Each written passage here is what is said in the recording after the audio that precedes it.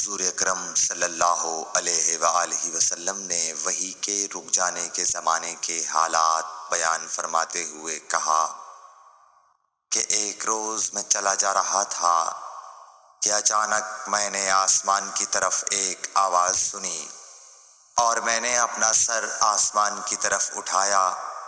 کیا دیکھتا ہوں کہ وہی فرشتہ جو میرے پاس غار حرا میں آیا تھا وہ آسمان و زمین کے بیچ میں ایک کرسی پر بیٹھا ہوا ہے۔ میں اس سے ڈر گیا اور گھر آنے پر میں نے پھر کمبل اوڑھنے کی خواہش ظاہر کی۔ اس وقت اللہ پاک کی طرف سے یہ آیات نازل ہوئیں، اے لحاف اوڑھ کر لیٹنے والے، اٹھ کھڑا ہو اور لوگوں کو عذاب الہی سے ڈرا، اور اپنے رب کی بڑائی بیان کر، اور اپنے کپڑوں کو پاک صاف رکھ اور گندگی سے دور رہ۔ اس کے بعد وہی تیزی کے ساتھ پے در پے آنے لگی۔ صحیح بخاری حدیث نمبر 4۔